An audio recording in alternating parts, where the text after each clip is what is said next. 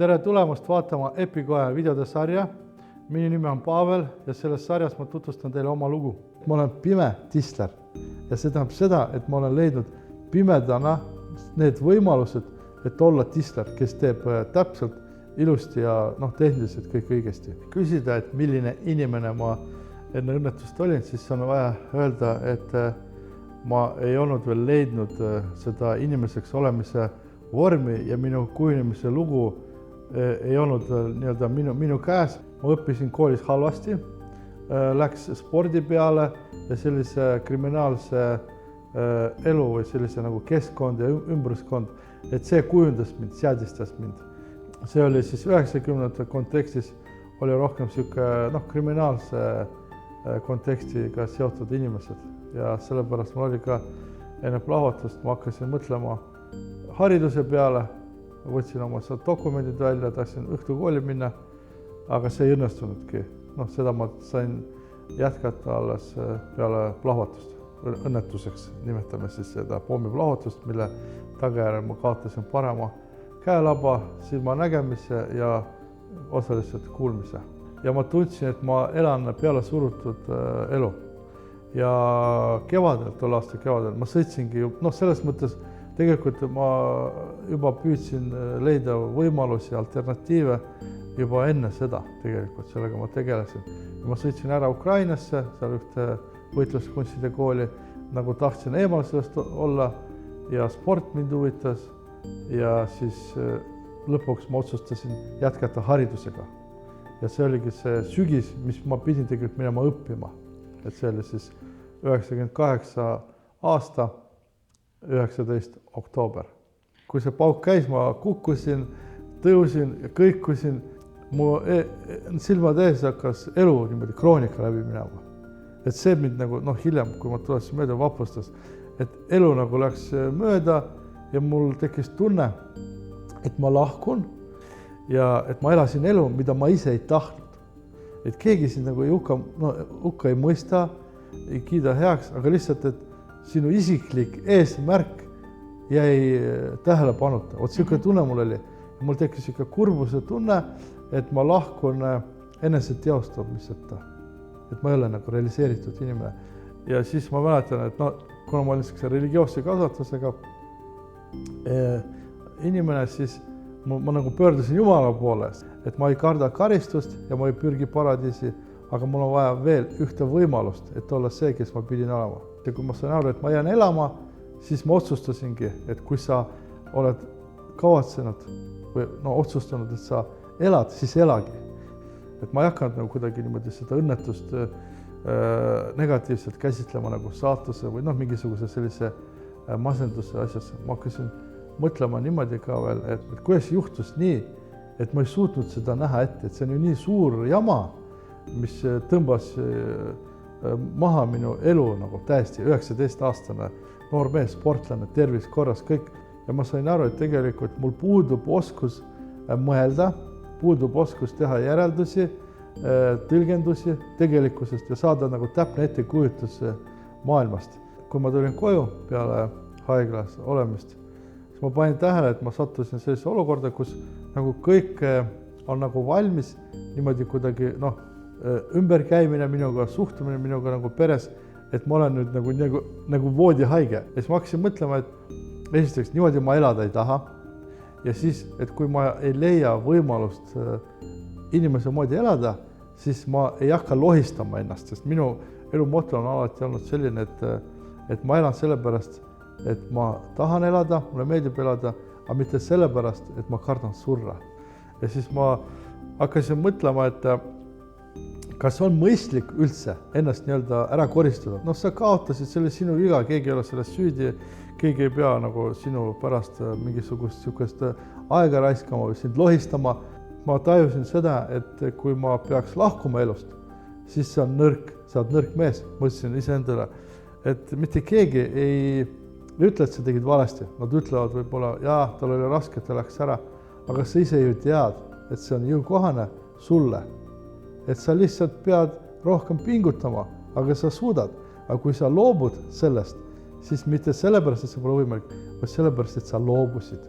aga sa oled võimeline tegema endale elu selliseks, et sa tahad seda elada. Ja ma sain aru, et see on võimalik. Ja ma hakkasin sellega tegelema.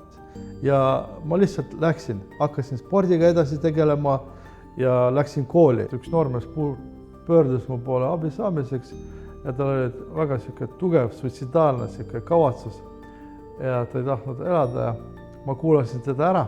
Ma küsisin talt, kas sa ei taha elada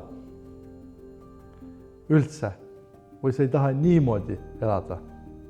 Ja ta ajas need kaks asja segamini. Ja siis on küsima, mida me nüüd siis teeme sellega, millega sa ei taha nagu elada. Me peame muutma seda siis. Kas meil on võimalus seda muuta? Et tähtis ei ole mitte see, millised kaardid sul on, tugevad kaardid või oskus või kunsti mängida jäänud kaartidega. Siis kui ma jäin pimedaks, minu esimene mõte oli see, olla iseseisev ja mitte olla oma ema või oma lähedaste jaoks selline lohutamise ja haletsemise objekt. Ma sain aru, et füüsilised silmad ja nägemine on kaks erinevat asja. Et nägemine on see, mis pannakse kokku meeltest saadud info alusel. Ja ma sain aru, et ma pean looma endasse oskuse, võimekuse nägema asju siis sellise teadliku aktiivse tajumise kaudu. Et sa vaatad, kontrollid eeldusi, mõtiskled, et selline hoopis teine lähenemine. Ütleme nii, et mis mind nagu masendab pidevalt on see just, et ma ei saa oma pojaga nagu olla selline, nagu ma oleks tahtnud nägija inimesena, et ma otsin mingisuguseid võimalusi, vaatan, mis see võiks olla teistmoodi ja see on see koht, aga see ajendab mind lihtsalt leidma lahendusi selles olukorras, mis on ja ma arvan, et see on normaalne, et kui sa ütled, et ma tahaks teha minna, aga ma ei saa, ma pean leidma midagi muud ja see tekitab sinust mingit masendust, sest et sul on ettekujutus, kuidas see võiks olla, aga selle teostamine sellisel kujul pole võimalik ja see on juba see koht, kus sa pead ütlema jama või mingisugused seal naine peab mul seal kogu aeg autoga sõitma ja ma mõtlen, et ta vahest kuidagi teeb nii palju, ma tahaks ka seda asendada teda või kuskil ei saa, et see tekitab sellised tunded või mis iganes, neid asju on palju, aga ma ütlen veel kord, et minu jaoks on see normaalne lahutamatu osa ja siis, kui ma jäin pimedaks, ma lülitasin enda peast selle välja, et mul pole paremat kätt ja mul jumalast savi. Mul õde küsis ükskord, et kuidas sul on, et kas see häirib sind, see parem käsi, et sul pole seda. Ma ei ole enam selle peale mõelnud, sest kui mul seda enam pole, siis ma ei arvesta sellega. Näiteks, kui ma töötan höövliga, siis ma pean teadma, kuna ma ei näe, siis minu mõistmine ja teadmine kompenseerivad selle nii palju, et ma saan töötada mugavalt, täpselt ja nagu professionaalne tisler. Ma saingi aru, et ma ei ütle nii, et kui ma näeks, siis ma oleks tisler, vaid see, et ma olen pime tisler. Ja see tähendab seda, et ma olen leidnud pimedana need võimalused, et olla tisler, kes teeb täpselt ilusti ja tehniliselt kõik õigesti. Ja mul on just see võimas tunne, et ma olen integreeritud nagu ellu kellegi oskustöölise kaudu. Saad aru, see on selline metsikult hea tunne. Ja suhtlen inimestega läbi selle, mul on üldse see oma ettevõtluse kaudu, miks ma tegelen sellega, sest ma olen üldse ettevõtlik inimene oma vaimult. Aga ma olen aru saanud ka seda, et läbi selle ettevõtluse ma olen saanud tuttavaks väga paljude huvitavate inimestega, kellega ma ei oleks üldse kunagi kohtunud. Et ma olen olnud esimene pime, kes tegi akadeemilise testi Tartu Ülikooli sisseastumiseks ja läks psühholoogilisse osakonda õppima. Aga ema ja kooli klassis tol hetkel ma olin ainuke pime omas klassis. See peale õnnetust ma läksin vaegnägijate kooli, pimete kool, ema ja kool Tartus. Ma ei olnud ühtegi korda külastanud seda tööõpetuse ruume, mitte ühtegi korda polnud tõstetud küsimust, kas Pavel mitte et peab käima seal, võib käia seal. Et see oli see, et minu tunniplaanis see oli välja jäetud, et mul isegi keegi ei öelnud, et äkki nagu me leiame mingisugused võimalused, sellepärast, et kui sa niimoodi vaatad, tervemeelselt asja peale, pime, okei, see on probleem, see on väga suur probleem. Aga kui tal on üks käsi ja veel eriti parem käsi puudu, no olge nüüd mõistlikud, mul on pime ühe käega teha puutööd, siis ma võin praegu kinnitada seda, et ma olen professionaalne tisler, mida see tähendab? See tähendab seda, et ma teen tellimusi, mis eeldavad sellist täpsust, mis turul peavad konkureerima sarnaste toodetega. Ma tahaksin osta voodit ja vaatasin, kõik on siuke ligad ja logad ja kuidagi imelikult kõik asjad, et korralikud on kallid ja mingi saemuruplaadist ja kõik ja siis tellisin tislerilt voodijupid, et ise kokku panna. Ja kui need jupid tulid, siis ma uurisin, et saad aru, vaatasin kätega ja siis vaatasin, et kuidagi ei ole täpselt tehtud. Ja mõtlesin, jama küll, et kui mina oleks teinud, ma oleks küll need täpselt teinud. Ja siis küsisin tislerilt, et miks sina ei ole täpselt teinud? Ja siis ta ütles, et see on hullu, et siit pluss miinus nii edasi.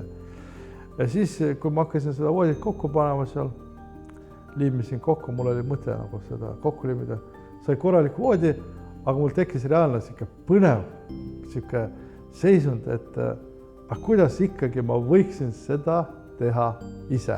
Ja ma sain aru, et see mees, kes tahab tegeleda puutööga, tahab ikka kapitaalselt ennast teostada puutöös. Ja siis ma otsustasingi, et ma hakkan tegelema puutööga ja siiamaani ma sellega tegelegi. Mul on üks põhiline asi, mis mul tööriistadel on see, et oleks käsitsetav vasaku käega. Et ma hakkasingi uurima selliseid tööriistu, mis omavad seal sisselülitamise osas või et ma tunnetan teda paremini.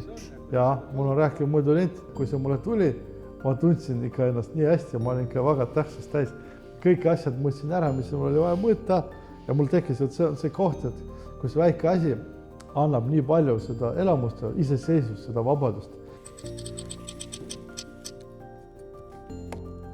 92 sentimeetrit, 2 millimeetrit. Mis oli minu jaoks vapustav, kui ma jäin pimedaks? Ma mõtlesin, nüüd ma ei näe ilusat tšikke ja siis mul oli kõigepealt soov võtta endale naiseks neiu, keda ma olin varem näinud. Eriti just see, keda ma pidasin ilusaks. Aga ma hakkasin kogema tema isiksust, tema maneere, käitumist ja mingi hetk ma sain aru, et see inimene ei avalda mulle üldse sellist mõju ja ma ei taha temaga koos olla, üldse ei taha koos olla. Ja see, et ta oli bikiinides, punastes bikiinides ilusa figuuriga, et see ei mõju mulle kuidagi üldse enam niimoodi. Mariette juures mulle algusest peale jätsid muljed tema selline intelligents, ilus käitumine ja võimekus minna sügavamale oma vaadetega. Et mind oli kutsutud üritusele ja siin oli kutsutud ka Marietta. Ta siis töötas Tartu Eesti Rahva Muuseumis, muuseumi pedagoogina. Meil oli teemasid, mingi kultuur ja lihtsalt meil oli huvitav koos olla. Ja siis mingi hetk läks asi käest ära ja me abiellusime. Nahkhiir, mulle meeldib, see on minu innustust, inspiratsiooni pakkuv loom, sellepärast, et ta on pime, nii-öelda, ta ei näe, ei orienteeru valguse abil, aga ta on täiuslik, teda ei peeta puudega loomaks ja ta lendab, toimetab ja see on minu jaoks selline koht, et kus ma pean muutuma ka selliseks inimeseks, kes on kohanenud või püüab kohaneda